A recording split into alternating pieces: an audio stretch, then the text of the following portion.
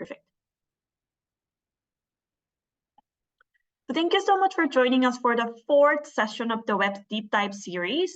My name is Miwa Park, and I am the WEPs coordinator at Women's Empowerment Principles Global Secretariat at UN Women. So in today's webinar, we are zooming into the issue of care. Care is a universal right and responsibility and essential for families, societies, and economies to function and thrive. And this involves recognizing the value of care, reducing the disproportionate share of unpaid care work carried by women and girls, and redistributing care responsibility equitably between men and women in household, communities, and the world of work and throughout government measures. This includes eliminating discriminatory social norms and gender stereotypes around who can be a caregiver, including by encouraging positive masculinities. So today we have invited UN Women colleagues from Asia Pacific and 2 WEPs signatory companies to hear about how they have been working on the care agenda with the private sector. So let me go over today's agenda. We'll first hear some introductory remarks from NFL, Head of WEPs Secretariat at UN Women, as always, and then we'll invite the speakers of the day to take over the stage. We have a colleague from Asia Pacific Regional Office who will kick us off, and then we'll invite the WEPs signatories from Malaysia and Italy to share their stories. Then we move on to the roundtable discussion / Q&A session. So I'll continue with my logistical reminders of the day. Please feel free to write your questions to the panelists in the Q&A function at the bottom of the screen throughout the webinar. If you'd like to communicate with other participants, please use the chat function. Your questions will be answered during the Q&A session or through the chat anytime. We will answer these. And it's really important that you use the Q&A session. It really helps us to pick up your questions and answer it easily. Also, I wanted to remind you that this webinar is being recorded and later will be uploaded to www.weps.org website to share with general public. Lastly, we will have a short evaluation survey that will pop up when you are leaving this webinar. So please take some time to answer it. We do take a deep look at the results to improve our future contents. Now, to get us started, I'd like to invite Anna to deliver her opening remarks. Anna, the floor is yours. Thank you so much, Miwa, and welcome everyone to this webinar. It's a very, very important topic to us, and I hope also to you. Today, we will talk about why you as WEPs signatories and other partners of ours should care about care. We'll provide you with a few examples to give you ideas on what your company or organization can do to support this agenda. But before we get started, I'd just like to point out a few important points. That care, whether paid or unpaid, is essential for individuals, families, employers, society at large. It is about making sure that our children are raised and educated, that employees come to work healthy and well-fed. It's also about allowing caregivers time off to care for their families. This makes them also more focused and productive when they show up to work. So care needs to be an essential part of corporate strategies, and its value needs to be recognized.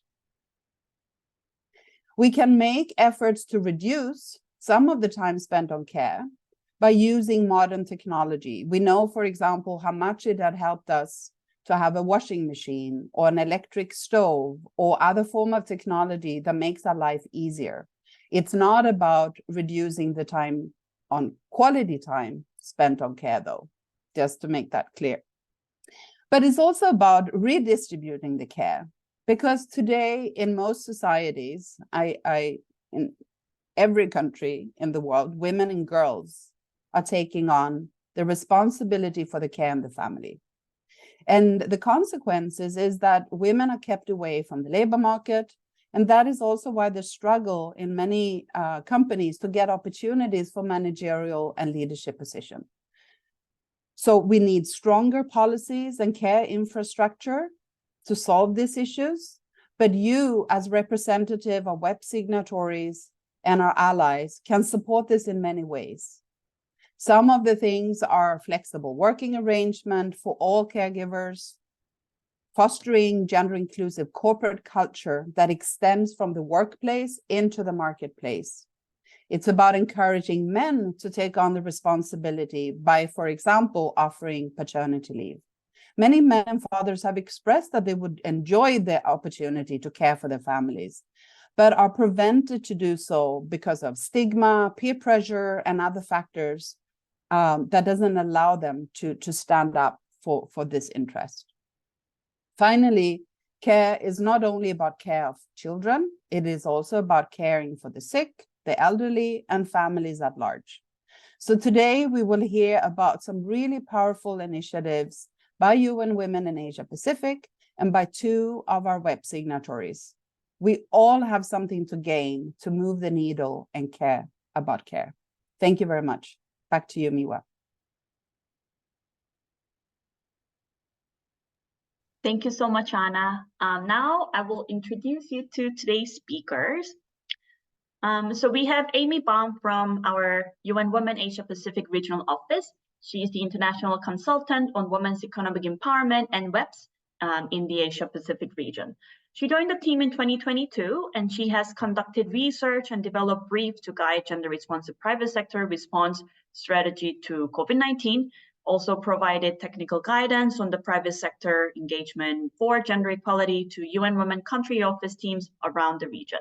She has also supported the development and implementation of the programming and research on innovative, market-based approach to transform the care economy, and is the program lead for the Asia Pacific Care Accelerator. Then we have Nadira Yusoff, founder and CEO of Kiddocare. She will explain more about her company, but I have a little brief of her company. Kiddocare was initially formed as an initiative to create an ecosystem to support working parents by giving them the gift of freedom and time by connecting them with babysitters to care for their children. It's also Kiddocare's aim to empower women who want to pursue childcare as a career to generate extra income by providing a platform for them to do so. She's based in Malaysia. Then lastly, we have Lucia Beltrame, member of the company's social performance team and member of the company's inclusion and diversity committee in ECOP SPA. Lucia wears multiple hats there. It's an Italian construction company that was founded in 1920. She works in the company's insurance and risk management department also, but she has constantly been involved in the company's social project, focused on integration and inclusion. She actually took part in the establishment and growth of ECOP Summer Center that she will present today. So we look forward to hearing from her. But first, let me give the floor to Amy so she can kick us off. Amy, over to you. Great. Thank you so much, Miwa. And I'm really, really happy to be here with everyone today. I'm going to start sharing my screen. So I'm going to share a little bit about what we've been doing in the Asia Pacific to support care and looking at opportunities and innovations that we've seen in the past few years of our work for family-friendly policies and employer-supported care. So Anna has given us a little bit of background already, and I want to explain a little bit of what we see as transforming the care economy in our work. So care work consists of direct care, when you take direct care of people, elderly, children, people with disabilities, and also indirect care activities, everything that goes into that reproduction of the workforce, such as cooking, cleaning, domestic work. So unpaid work, as Anna said, is predominantly performed by women across the globe and at multiple levels, demographic levels. It's also a key factor that we've seen in research to determining whether women enter, stay in, and advance in the labor force. When there is paid care work, often in sectors as health, education, this can also be personal care of dependents and domestic work. Women are often informally employed. This is frequently done by women migrant workers across the world, and they're often in poor working conditions, underpaid, and don't have access to decent working conditions and benefits. So we see kind of a deficit on both sides of the care economy and an opportunity to transform this. So in the Asia Pacific in general, in our region, as I said, this is a persistent barrier to women's economic empowerment and specifically within the world of work. So in our region, women are 4.1 times, they perform 4.1 times more paid care work per day than men. 49% of women of working age in the Asia Pacific have reported that they're not available for employment or not seeking a job due to their unpaid care responsibilities, that due to social norms and also traditional cultures fall upon their shoulders. 64% of women in our region are employed in the informal sector as well and don't have access to social protection and other benefits. And studies do show, though, that 3.8 trillion US dollars could be added if unpaid care and domestic work of women, if this was included in GDP measurements in the Asia Pacific. That's a different discussion for another day, but there is a huge economic case to really be addressing and seeking to transform the care economy through multiple stakeholders. So within our work at the regional office of UN Women here, what we're broadly trying to achieve, I won't go too much into details, is, as Anna mentioned, aligned with this kind of international framework of recognizing, reducing, and redistributing unpaid care work, both from men to women, between men and women, also between households and the state, and also increasingly the private sector in different ways. We also want to make quality childcare for elderly children and people with disabilities accessible and affordable for everyone. And at the same time, looking towards paid work, we want to create more and decent jobs in the care sector and beyond. So I'm going to give a few examples first of how we've been leveraging the WEPs as a framework to advance policies that can address care and direct care within the private sector. So as Anna briefly mentioned, we know that care responsibilities contribute to women's discrimination at all kinds of cycles of throughout their career, from recruitment and hiring to promotions, transfers, training and development, business benefits and payment, and separation. So I've highlighted a few of these things. Bias against women in the reproductive age, often women in certain industries that are not hired, if they're recently married, or if companies think that they will be of childbearing age and likely to have children. Motherhood and caregiver penalty. I won't go into the details of these, but significant research exists that once women start having children, they pay a penalty in advancing in the workplace, also with their pay progression. There's really interesting studies as well showing that men and women's care responsibilities as they advance in the corporate ladder stay about the same for women, and they continue to lessen for men as they get to higher positions. Women are often not seen as career-driven if they're not able to take part in as many career development opportunities. There's also major gaps in paid leave, which predominantly is taken up by women. So you see both glass ceilings where they're not able to progress into leadership positions and sticky floors where they have low mobility to actually move up.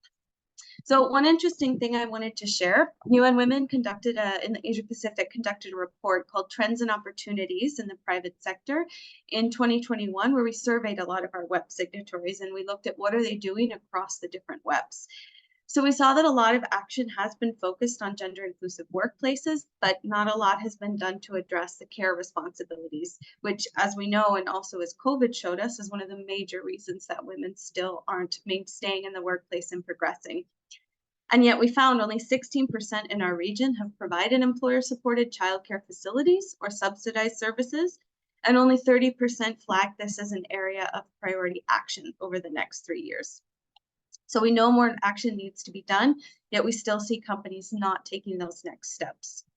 So a few things corporations can do. I'm not going to go through all of these because I know we have limited time and want to hear from our other speakers, but there's a range of different policy solutions that companies can implement in their workplaces, from engaging workers, surveying employees on what they need, both men and women, for caregiving responsibilities, having a corporate culture that supports this, and having male leaders and male allies also share their views and speak up for this.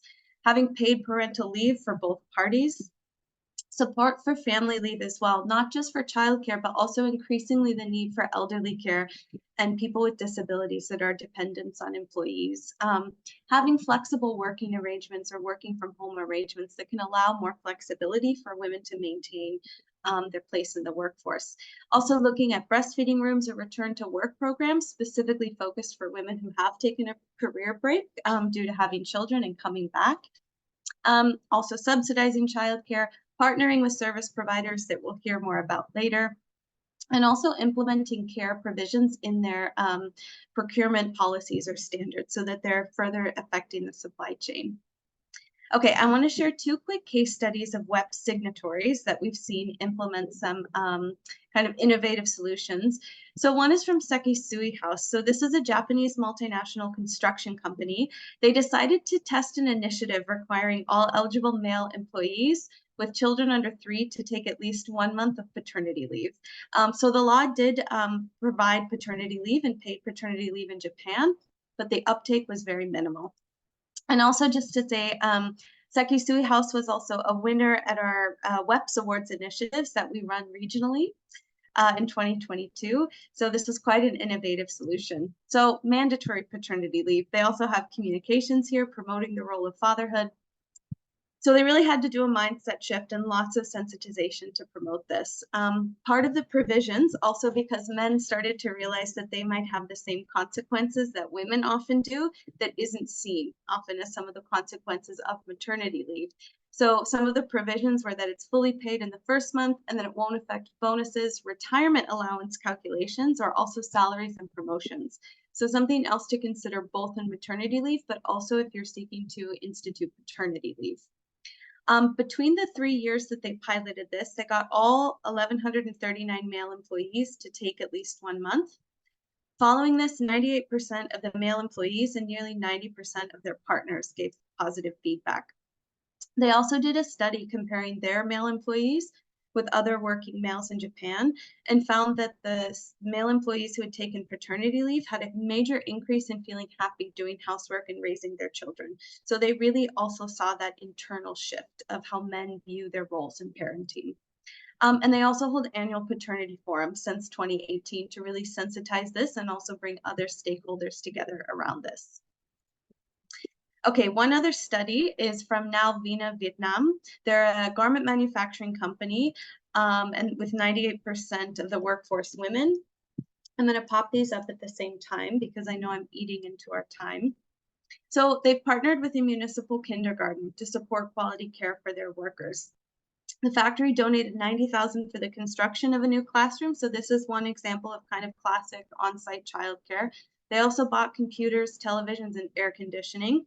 So there's an agreement between the factory and the kindergarten to ensure that certain places are reserved for employees' children. The working hours are convenient for the workers, and they also benefit in a reduction in the fee, the employees, and the factory also offers a subsidy. And they have had direct impacts from this, such as high staff retention, enhanced productivity, positive corporate reputation as well. This is from an IFC study that I can send the links to later. This is just to show there is a really strong business case for employer-supported care, not just family-friendly policies, but also the act of providing care service solutions for your employees. One quick thing I wanted to share, last year we had an Asia Pacific WEPs forum where we brought together our WEPs signatories. And these were some of the insights that they shared on employer-supported care, but also some of the challenges. Many of them felt that more evidence is still needed to create the business case and to also get leadership buy-in to actually put resources behind doing this. At the same time, we saw that many companies aren't considering alternatives to on-site childcare centers, and so it creates a major barrier of thinking that you need to always address the regulatory environment, the actual infrastructure, the safety, the quality. But there are other options. You're going to hear some of tonight. And also making sure you move beyond childcare and also look at elder and disability care, which also impacts working women. Government regulation and incentivization is also needed. This can be through tax benefits or other incentives to support employers, especially SMEs, with family-friendly policies. So a few different resources that we have, there's several on WEPs.org. We have a flexible working template. We also have a few different guidance notes on employer-supported care or family-friendly policies. There's a recent resource that came out of Indonesia through Investing in Women, a program that our regional office has worked with previously that goes in depth into some of the examples of employer-supported care that you might want to reference. Okay, I'm going quickly, but I want to share one more thing with you all before I leave. So the final, Anna's already looking at me to keep moving. I promise I'll be quick. So the other thing we've really done in looking at who is actually providing this care in the region, we know that through COVID-19, there was a major crisis and public provision wasn't enough. So we started exploring different innovative entrepreneurship models for care delivery, actually. I'm going to skip this slide and just go to kind of seeing this surge in in entrepreneurship models and SMEs that were care businesses providing childcare, elderly care, and actually wanting to work to provide services to corporates, directly to families, and working with innovative solutions. So we started this Asia Pacific Care Accelerator that took 11 enterprises from across the Asia Pacific through a 10-month journey, where we designed a business track for them to support their business growth. We had connections to experts, to mentors, to financing partners, but then we also had a heavy inclusion on getting them to develop as gender responsive businesses. So all 11 of these SMEs are now WEP signatories. And what we did is within the curriculum is we integrated the WEPs and these toolkits we have for SMEs to implement the WEPs to ensure that they're also growing as gender inclusive businesses. And we had a strong focus on decent work provision for their care workforce, who are actually the ones delivering the services. You'll hear more about this from one of our speakers, and I'll stop there. I can always answer more questions later, but happy to share some of our work. Thanks, Anna. Thank you so much, Amy. I'm sure that there are questions coming in already, so there will be an opportunity to reiterate some of these points. But Nadira, I have a few questions for you. Are you there, Nadira? Yes, I am here. Hi, Anna. Hi, very good. So we think that your model is very interesting and very powerful. So we'd like to hear a little bit more about your business, Kiddocare. And if you could talk a little bit about your business model, how have you set it up, and talk a little bit about how you grow this business since you started in 2018. All right. Okay. So if I can just share my screen very quickly. There you go. Can everyone see this? Yes. All right. Let me take you to. All right. We're good? Go ahead.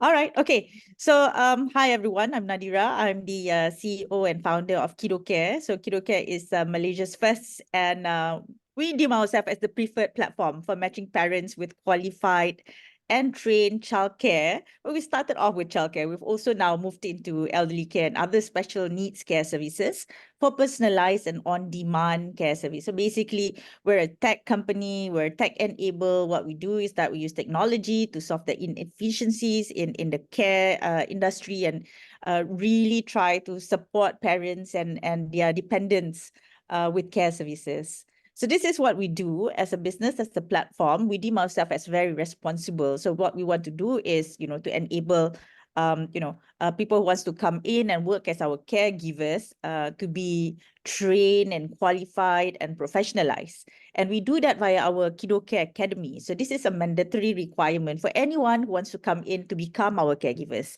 Now they have to go through our training program. So depending on whether they want to go into childcare or elderly care, we provide the training for them. They have to go through our CPR and first aid certification. Everyone has to go through that. We provide psychometric assessment on them. We do security, safety background check on them as well. And of course, health check, right? And then we use technology to make sure that we are able to personalize and make care services very flexible. What this means is that, parents just use our app to then ask for anytime, anywhere care services. You may also select your preference in terms of caregivers' language, skill sets, race, everything like that, right? Over and beyond that, we want to make sure that we are able to provide the best quality of care, as well as mitigate any kind of risk that may arise in any kind of our care services, right? So there is an automated SOP that will trigger the caregivers to make sure that they do certain things at certain times. Our checklist and reporting is pretty extensive. We have in-service monitoring that has our own admin support, monitoring the service together with the parents through their app. We provide live updates, so you're always in the know of what's going on at home or anywhere, wherever the caregiver is with your dependent.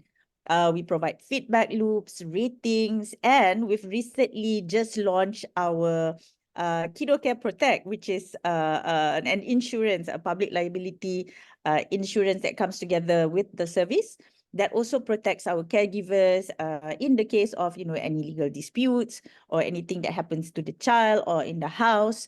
And we provide that. And this is the first of its kind insurance services in the caregiving industry in Malaysia, right? Our business model, so we serve a few types of customers. Well, primarily we serve families, and we serve them through our elder care services, our childcare services, special needs. We even have introduced our mental wellness programs, and we also have access to psychologists, psychiatrists, counselors, other community programs. We work with hospitals because we believe that, we could value add to mothers who have just given birth, to children who are in the hospitals, basically playing the role of caregivers whenever they need. We also set up our pop-up nannies in hospitals, allowing parents who are coming in to go for checkups and things like that, and dropping off their children at our pop-up nanny centers. We work with companies, corporates. We love working with them.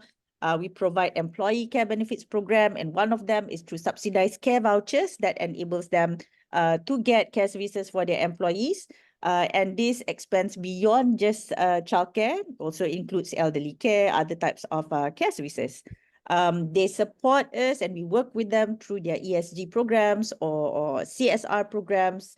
And one of them, is a collaboration that we have with one of the Malaysians, Khazanah National.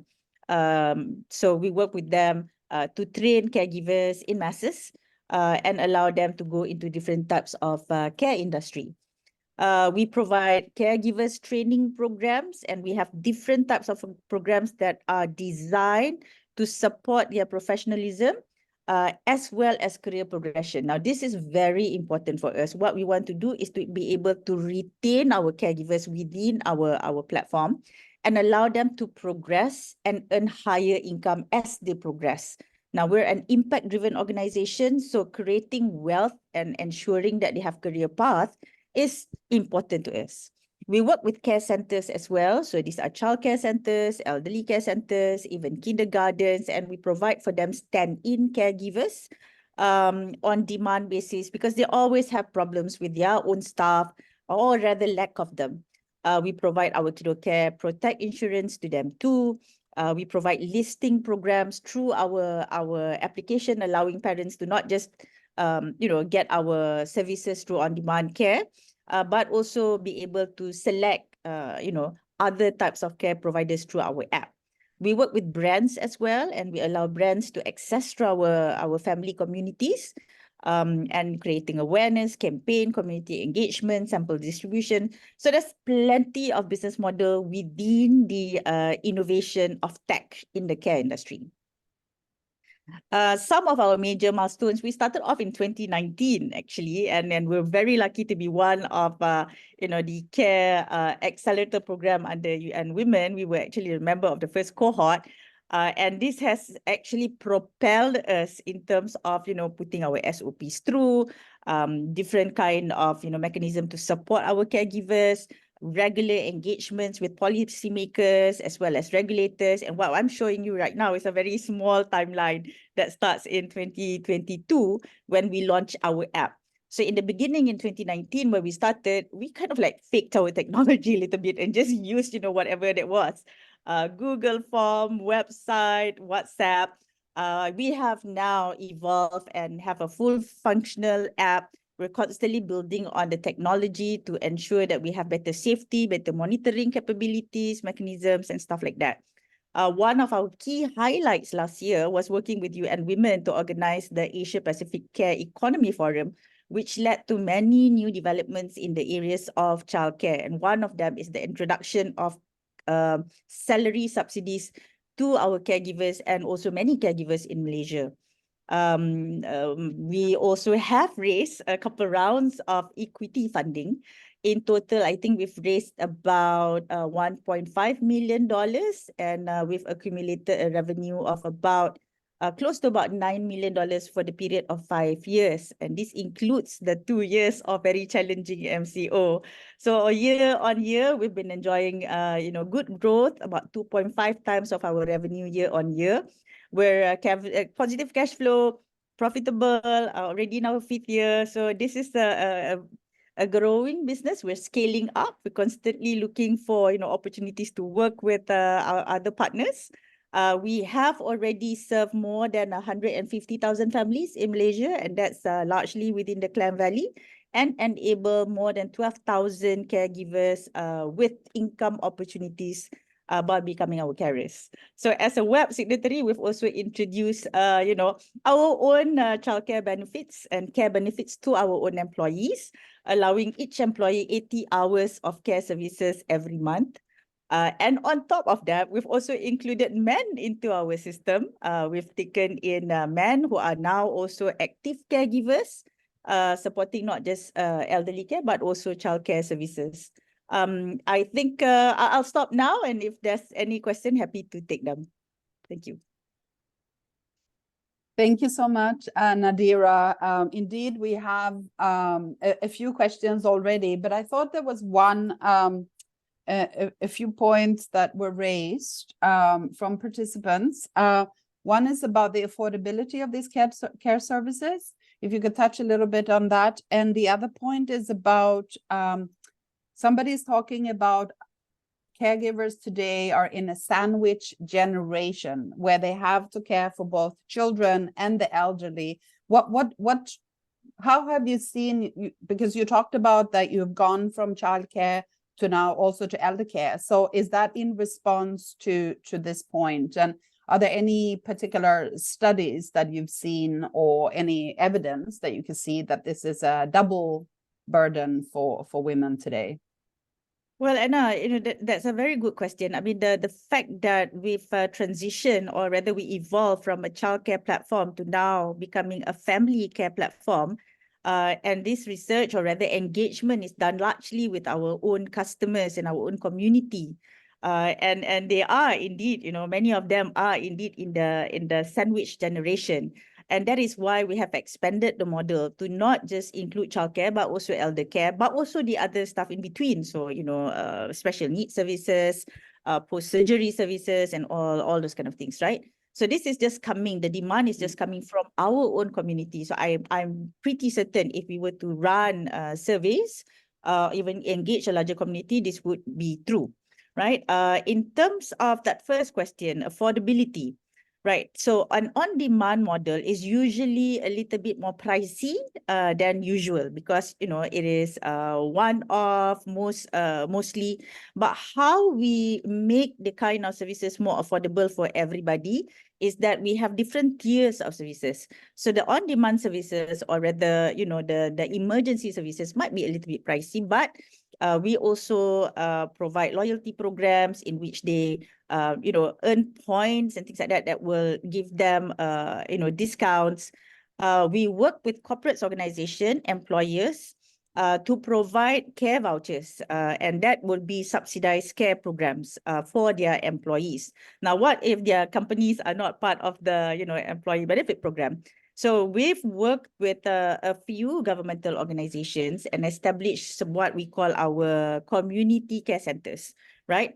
We're still in that kind of a pilot period in terms of, looking into how we can sustain this on a long-term basis.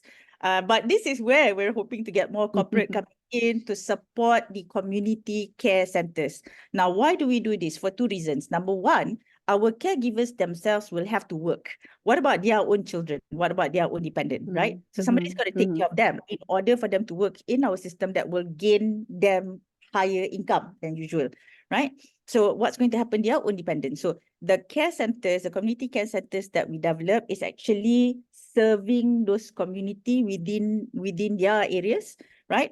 And we've established some kind of a circular model that enables our caregivers to work at certain times at the community center. It's a give back, but also serve on our platform so that they can gain higher income. So it becomes a sustainable circular model. On top of that, we're establishing more care centers now. And that is to meet the demands of the mass market that requires the care services to be cheaper. So on-demand model, probably a little bit pricey. The community center is the best for, those with lower income and even our caregivers themselves. And the mass market would be our care centers.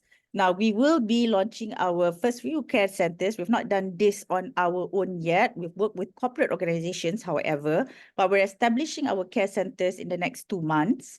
And one of the reasons why we do this, apart from just providing more affordable options for the mass market, is to also to ensure that our caregivers, those with higher experiences, to come in and be developed as entrepreneurs. So we are introducing a micro-franchising program that will allow them to then own those care centers, and then they will grow other people under them. So yeah, I hope I've answered yes, no, certainly, and it's certainly a very comprehensive model, and I see that the growth from when you launched the app and how you started off with simple technology and how you have evolved and making this comprehensive platform. So thank you so much, Nadira. I'm sure there will be other questions coming in, but we need to give some time to Lucia Beltrame from ECOP. To also talk a little bit about from an SME perspective in addressing some of the care needs of your employees. So Lucia, thanks for putting your slides there. We'd like to hear a little bit from you as an SME. How is your company ensuring work-family balance for your employees? Thank you, Anna. Thank you very much for inviting us and for providing us the opportunity to present a project that it is of great importance for us and we are quite, let me say, proud of. First, a few words about ECOP, which is a construction company specialized in foundation and underground works, in microtunnel and direct pipe installations, and in maritime constructions. It is a family-owned business. This was established, as Mia said, over a century ago, and with the 4th generation of the family now actively involved. We are the first benefit corporation in Italy in our sector, so also that is quite important for us. With over 300 employees and an annual turnover of approximately 100 million euro, ECOP is a medium-sized company that exemplifies, in my opinion, how even smaller to medium-sized company can put in place projects that significantly impact family support issues. Over a decade ago, ECOP decided to start a work-family reconciliation project that initially was partly funded through a call for proposals from the Italian government, in which we ranked 2nd nationwide. The center hosts about 40 kids every summer. In fact, they are more than 50, but not more than 40 per week. And the age goes from 3 to 13 years old, and it runs from June to September. Aim of the project has always been to assist employees and co-workers in balancing work with the needs of their families during this very extended school closure we have in Italy. Children and teenagers stop going to school at the beginning of June, and then they go back to school at the beginning or of September. So this way, family reconciliation is very difficult for working parents, especially for women who traditionally are the ones who take care of this. So for this reason, ECOP decided to create a day summer camp, which is fully free for families. Initially, also partly thanks to a state funding, as I said, in a large green area, we were able to set up several facilities. A welcoming indoor spaces, an artificial turf field, a sand pit that's very cheap and very easy. And we have a lot of material for the children to play, to draw, to dance. And when the project expanded and included other companies, which I will give a few more details in a while on this, we provided also an electric minibus for transporting the children. Lunch is also free. But the most important thing is that parents have the opportunity, unique for many of us during the year, to have lunch with our children. It's also an opportunity for company members from different offices to socialize and develop relationships with their colleagues, to get to know each other from a very different perspective. And it's the children's perspective, because if your child becomes friend of a colleague of another office you didn't speak to, you have to start a new relationship. A little side note, the food is sourced locally. For a family-run business, we've always wanted the camp to be an extension of our values and the project shared with the families and their children. The girl you see in the first picture is the one with the white t-shirt. She's Carlotta at her first summer camp. In the second picture, the clapping one is again Carlotta, who last year was hired as a counselor. She's very proud of having been able to become a counselor of the summer camp, where she spent so many summers with their friends. As previously mentioned, competing for public tenders is highly important in order to secure additional funding for our projects. In 2019, we participated in another call for proposals with 2 other companies, one of which actually was collaborating with us for several years. And again, we received a grant from the Italian government, which allowed to implement the camp.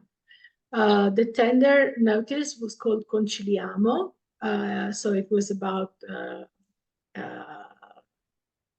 promoting welfare to improve the quality of life of working parents, and also in trying to revive at least demographics by improving the employment situation for women. And also the idea was to support disabled and elderly family members working. This part has not been developed very much, but because the request from the workers was not that high. No need to say that creating intercompany projects is highly important for smaller to medium-sized company to share experiences, costs, and organizational responsibility. In this picture, you see the old structure we had were simply containers, and thanks to this, to the grant we received, we can now have a much more comfortable space to spend the summer. And also very important, where you have a summer camp with a lot of children, of course, the summer is much less boring. Let's go to the next slide. Next one. Okay, so we try to create a connective action and to make our project to become an intercompany project.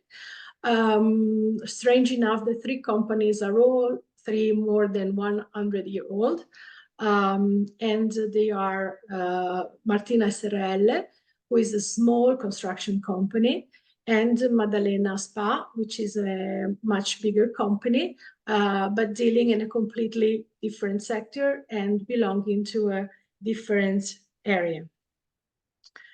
In the camp, let's see the next slide. Yes, in the camp we aim to offer a different range of activities to ensure an enjoyable experience for everyone involved. As you can see in the pictures, there's a lot of drawing and painting, there's a lot of sewing, girls and boys sewing, games of course, but they also, the children and especially the teenagers are asked to do their vacation homework, so when the families go on holiday, they don't have to worry about vacation homework.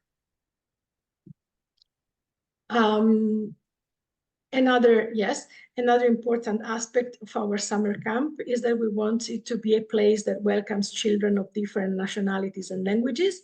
and also because this reflects the diverse backgrounds of our company workforce. Our summer camp has also served unexpected purposes. 2 years ago, the refugee crisis caused by the war in Ukraine, combined with the geographical location of our region, because we border with the so-called Eastern European countries, deeply affected ECOP, its management, employees, and collaborators. Given the situation in our region during that early period of the Russian-Ukrainian conflict, the reception of all refugees through the prefecture's program was not possible due to a lack of available spaces, because it was really something that was fully unexpected. So ECOP initiated a hospitality project, which involved providing houses and apartments to refugees at no cost to the community. Originally conceived to accommodate around 25 people, the project ended up hosting approximately 50 individuals.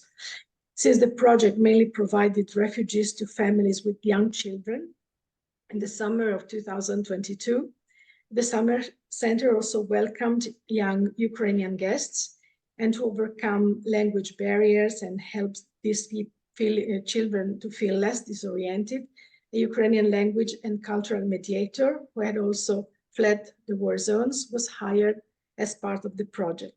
This mediator facilitated the integration of the children and the intercultural mediation at the summer center.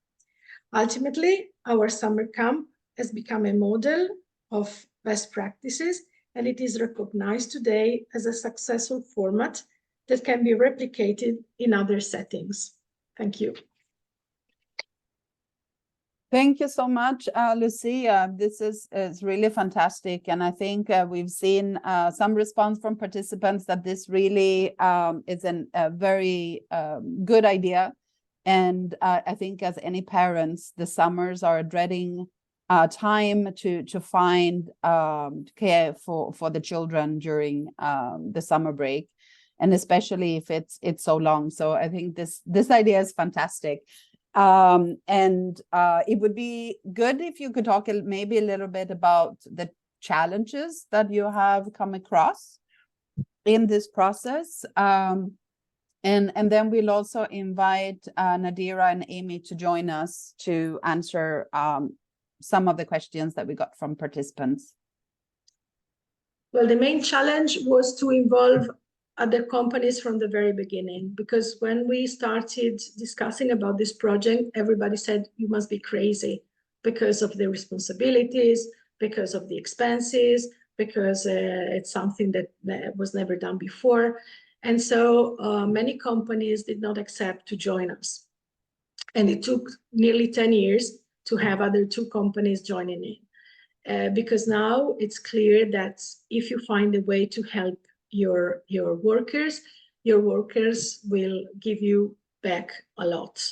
And now taking care of also this kind of issues has become an important element in all companies. When we started, the feeling was not that. And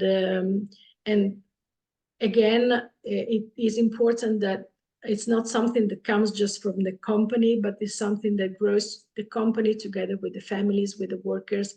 And so that is the only way you can succeed proposing something like that.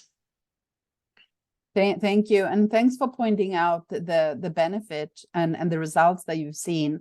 I can imagine that many people you've been able to retain a lot of employees because they find it a very useful service to them during the summer. Yes, and also since we are a construction company which belongs to a male sector, we can now hire the few, for instance, women engineer on the market, which of course prefer a company that can give them also these kind of benefits. So you're not only retaining more employees, you're also attracting more Yes. talent. So that's really, really good. Amy, are you there? I saw that you'd like to answer the question that we got on why we are not talking about the choice of women to actually stay home and care for the children and the elderly. Yes. So go yes, ahead on that one. And then we welcome more sure. questions from participants in the meantime.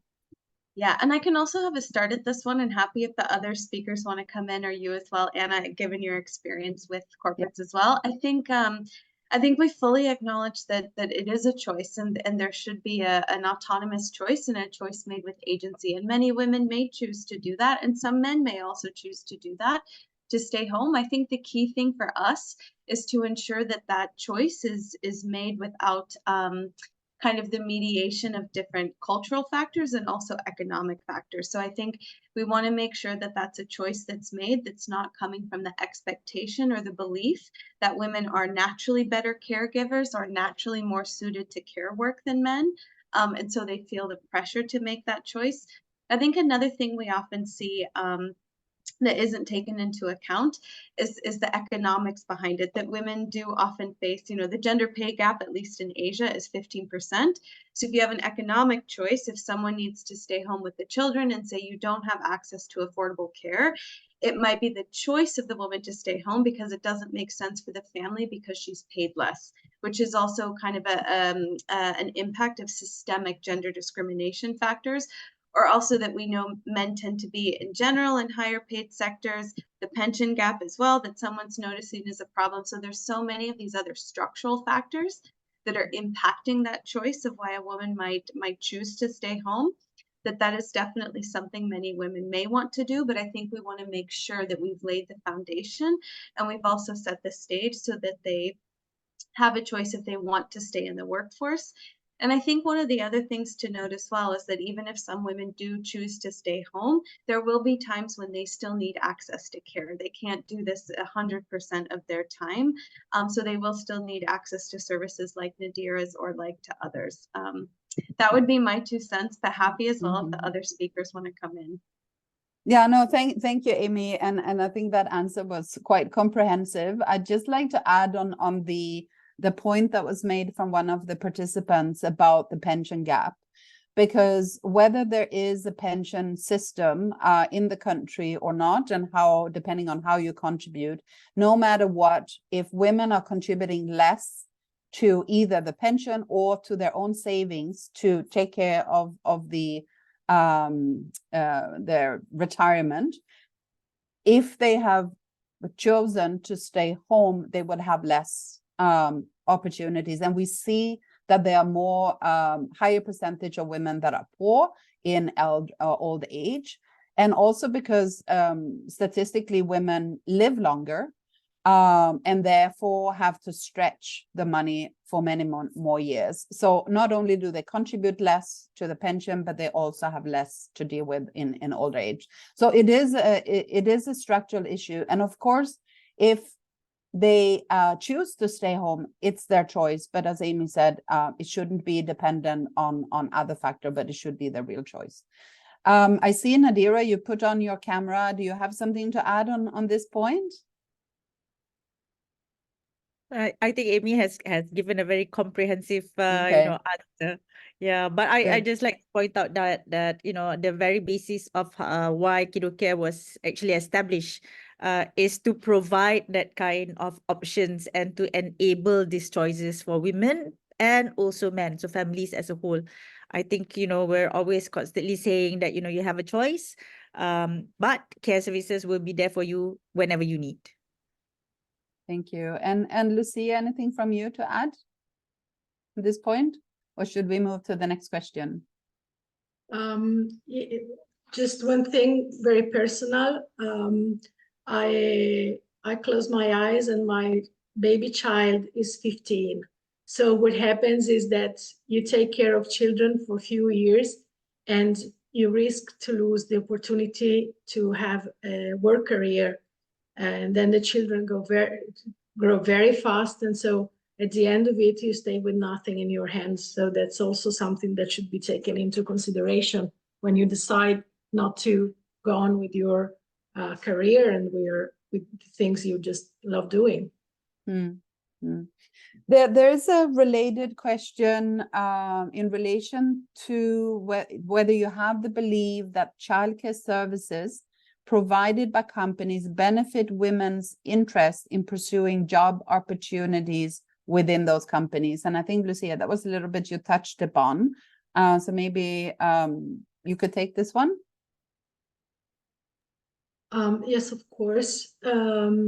Honestly, there are countries like Italy where the women are supposed to take care of many more different things.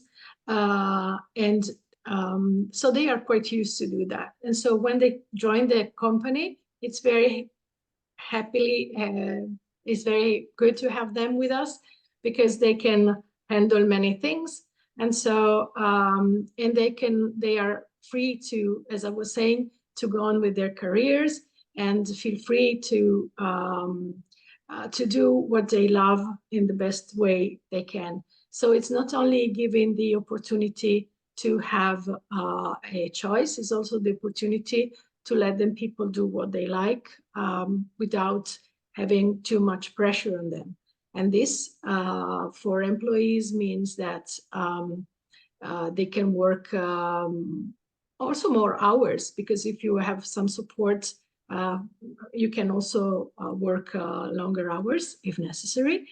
And for employers means having the chance to hire a great number of people you could not hire differently. I mean, many women are still out of the workplaces, and so everybody, each of us is losing a lot because you just don't have these people giving their contribution to our companies, to our workplaces. And so it's on both sides that's very important that women are fully in their jobs. Thank you, Lucia, for making that point very clear, that it's a win-win situation with the employees and the company. I see that there are a few other questions. I don't know if we have any insights, but maybe we can share afterwards in relation to the EU directive of supporting unpaid care. Maybe that's something we could share in the blog article and or by email to Priscilla, who asked that question. But we have another one. Oh no, that's the one I already read. So I think we are moving on to the next stage where you can talk a little bit about your recommendations. I know that you have already provided some great insights, but maybe we can make a round of recommendations from each of you. If you are a company and a web signatory, what is it that you could do to care more about care? Shall we start with you, Amy? Sure. Yeah, sure. I think I can provide a few resources and templates. I think the first thing to do would be to have a review of what you're currently doing to support your employees in terms of policies and care. And I think the best place to start as well is by surveying them and seeing what they think and where the barriers are and what they might need as well. And both in terms of men and women in the workforce and what could support them. And then I think using some of the tools and the resources that we have, or certain things where you can check different policies that are available to see what's in place or might not be in place. And then I think I would also, in surveying your employees, see what their needs are and look at what the alternatives might be. If on-site childcare is not right for you, look at where you can partner with an SME like Nadira, or provide subsidies, or provide other models or pop-up solutions at different corporate events, and read some of the case studies of what other companies have done and start to test out and see where you can go. Thank you, Amy. Nadira? Okay, I would say, I think companies will have to start looking into providing employees with care benefits and support in different ways, taking into consideration new ways of work, hybrid working, flexible working. and also our sandwich generation. And so, employee care benefits should include everyone, not just women who are entering the workforce or, after birth, but we're also looking at how we can support employees with their elders, because we do not want women to fall back out again once they've built their careers and growth, and having to take care of that kind of responsibilities without a choice. So again, I think exploring different kind of models, working with digitally enabled care enterprises also might work in order to democratize these options for their employees. So that would be my recommendation, probably something that we are also looking in internally. Thank you, Nadira. There is actually a question on how can somebody in a different country, like this participant from South Africa, how could they get started in doing something similar? Sorry, You touch a little bit of, yes, you touch a little bit about it with your model. So they're asking about your model, specifically how it can be replicated in other countries. Okay, I think, one of the beauty of being in the, Care Accelerator program is that we're very exposed to different kind of models that are available within the region, right? And one of the ways is for you to basically look into, what are the care models that are available. A lot of the digitally enabled care enterprises basically requires you to build platforms. Then these platforms, some of them are readily available to be adopted. Kiddocare ourselves, we're constantly looking for partners to see how we can scale in different regions. We could transfer that kind of technology, our know-how, SOPs and things like that, and probably work with partners to localize our solutions to meet the demands in various countries. So yes, being part of the accelerators help, coming in and looking into case studies also help, but engaging directly with care enterprises that has done it, to look at technology transfers could be a faster way. So, always happy for collaboration. Great. Thank you so much, Nadira. Lucia? Regarding the recommendation, I would like to say that also small to medium-sized companies should feel that can do something on this, something very important on these issues that are not just for major companies, big companies with a lot of financial support on their back. So I think that organizing themselves and finding ideas and with enthusiasm, we can create projects which are not very expensive, but that can mean a lot for the people involved in them. Thank you so much, Lucia. And we have come to the end of this webinar. And I'd just like to make one final point from my side, and then we will launch the survey. So please do respond to it. We listen to you in terms of the themes that you'd like to see and how we can improve our webinars. But I think the one point really that we heard from everyone, from Lucia, from Nadira, from Amy, is don't think that you know what the employees need.